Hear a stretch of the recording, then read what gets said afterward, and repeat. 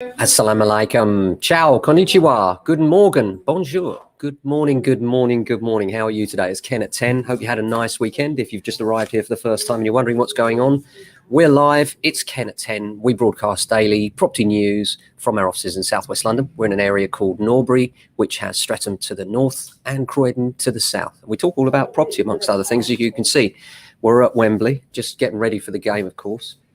Not allowed to say anything about the Germans, are we? But we can certainly cheer on our team. Looking forward to that. Not sure whether we'll win. Are you? Just looking forward to it. Now, what else is going on? There's loads going on. One thing I wanted to talk about was a lot of people have spoken about the discount that they're going to achieve in terms of the, because they're not going to make the deadline. By the way, the deadline now is 3 days away. So if you thought you were going to make the deadline, then you probably won't. You probably already know that.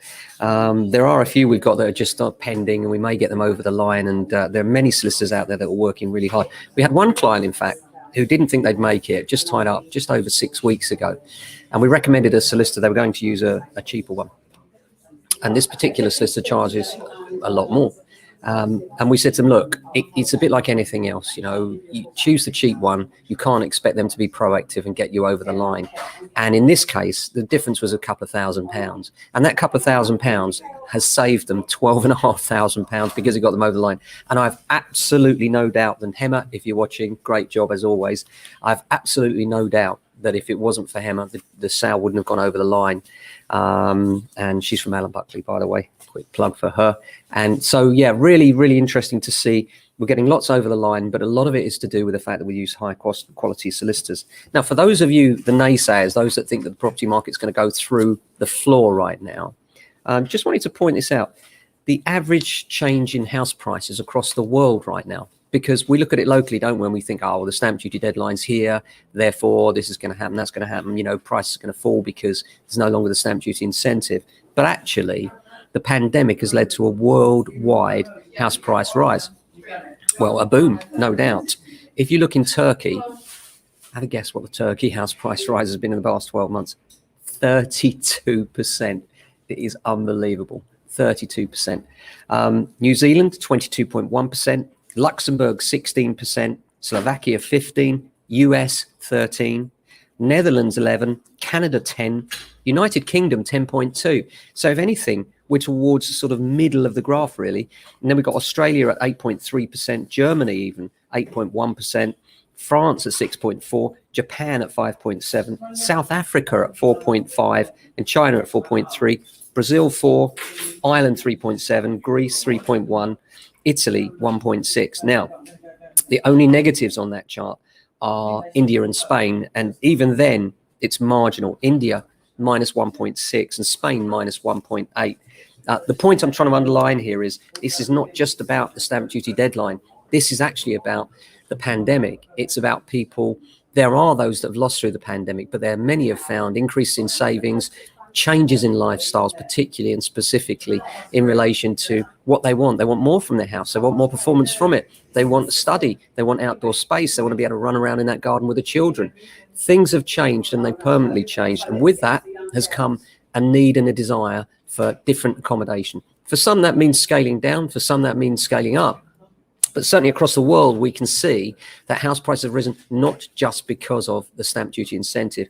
And by the way, I hear a lot of people talking about reductions in prices, and there are reductions in prices across the board because, as we've said here many a time, as the stamp duty deadline comes close, there will be a blame game. There will be purchasers blaming vendors and vendors blaming purchasers, and there have been some substantial reductions negotiated. But in fact, the funny thing is, people talk about the reductions being 15,000. That's actually wrong, because there's still a stamp duty incentive there until September, and that's worth another 2,500. So the actual amount that you've lost, inverted commas, by not making the deadline is £12,500. And have you lost it? Question, because house prices have been rising so quickly. In many cases, you'll find that the price you offered versus the price your house is worth now, before you've maybe exchanged contracts on it, has made up more than that difference. So it's a really interesting time. I've said for a long time, it's one of those times we'll all look back on and say, do you remember when? Do you remember when we had that pandemic and then we had the stamp duty deadline? Everybody rushed for it, and then this happened. Will there be some sort of moment in property, no one can really say for sure, but it's a really intriguing time, and we'll be reporting to you live on what's going on with that side of the market, of course, as always. In terms of the market generally, lots of valuations still coming in. People are still moving, that's for sure. And, we're very encouraged and buoyed by what's going on across the world. And it just goes to show that stamp duty is a significant part of that, but people are moving for other reasons. So really interesting times. In terms of the weather here in SW16, it's rather overcast, kind of, shame, isn't it? Middle of summer, and yet here we are, rain everywhere. So apart from that morning meeting this morning, lots going on. We're retained by an investor who's looking for properties in the area now. So if you're thinking of selling, we may have a solution for you which wouldn't cost you anything, because we're retained by this particular seller, and they're looking for a specific type of property. So if you've got a house that's in the region of 3 bedrooms and you're within 15 minutes walk of a station, we may have a solution for you, which may involve you not having to pay any estate agent fees. So well worth getting in touch. Drop me an email or direct message me if you're interested in that. I also got a message through this morning, someone saying, do you think I should be paying for this property investment course? This course this person was inquiring about was £10,000. They'd been to a basic free seminar where they were excited by people saying how they've taken the £10,000 course and now they're multi-gazillionaires. Well, I don't wear any of it. It's a load of old rubbish. There's people that say you've got to take this course in order to do it. You need experience, you need to read a lot. You need to take advice from professionals. You need to get professionals in your corner. You need strong agents, strong solicitor, people that are going to help you on your journey, especially if you're a buy-to-let investor.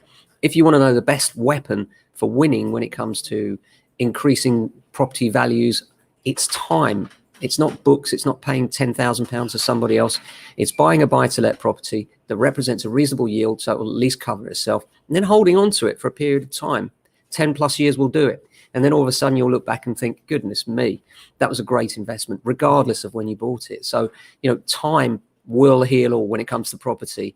And these courses that cost tens of thousands of pounds, I promise you, will not bring you the riches that they claim. In fact, the opposite. They'll only make one person rich, and that's the person that's trying to sell you that course. So please don't do it. Don't spend massive amounts of money on courses, because trust me, they mean nothing. If you want to know more, you need to engage with peer groups, of course, and there are plenty of shows like the Landlord Investor Show, Property Investor News do one as well. There are all sorts of networking events, all sorts of pages, but do yourself a favor, don't get involved in these high quality scams where someone's showing you how rich they are now because they signed up to this £10,000 course. It's a load of nonsense, and you should treat it as such. Apart from that, we hope you have a fantastic Monday. We'll be back same time tomorrow with another edition of Ken at 10. Until then, look after your family and friends.